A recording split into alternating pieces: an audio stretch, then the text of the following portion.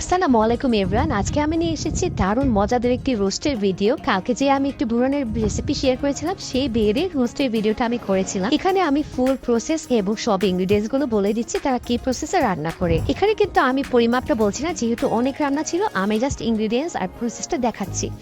প্রথমে তারা মুরগিগুলো ধুয়ে নিয়েছিল, তারপর তারা একটি মশলা বানিয়েছিল। প্রথমে তারা চুলায় একটি মশলা দিয়েছিল, সেখানে ছিল তেল, আদা রসুন বাটা, পেঁয়াজ বাটা আর হচ্ছে গুঁড়া মরিচ আর সস। এরপর তারা গুঁড়া মশলা গুঁড়ো দিচ্ছে, প্রথমে জয়ফল জয়ত্রী গুঁড়ো, তারপর হচ্ছে গরম মশলা জিরে গুঁড়ো দিয়েছিল আর সামান্য গোলমরিচ গুঁড়ো দিয়ে দিয়েছিল। এরপর তারা মশলাকে ভালোভাবে কষিয়ে নিচ্ছে।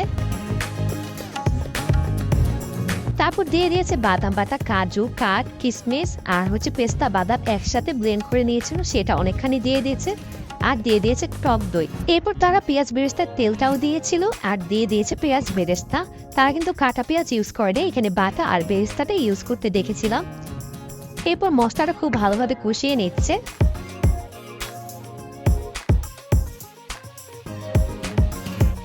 কষানো হয়ে গেলে তারা কেটে রাখা সেই মুরগিগুলো সবগুলো দিয়ে ভালো মতো কষিয়ে নেবে। তারা কিন্তু খুব আলতো হাতে নাড়ছিল যাতে মুরগিগুলো ভেঙে না যায়। মুড়িগুলো কিন্তু খুব ভালোভাবে কষিয়ে নিচ্ছিল। এরপর তারা জাফরান গুলোনো পানি উপর দিয়ে ছিটিয়ে দিচ্ছে, এতে করে টেস্ট এবং ঘ্রাণ আর কালারটাও খুব সুন্দর আসবে।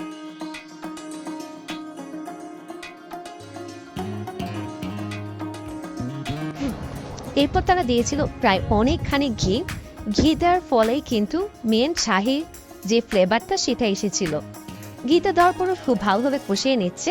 তারা কিন্তু কোনো রকম কোনো পানি ইউজ করে নেই, এই পানিতেই তাদের পুরো চিকেনটা রান্না হবে।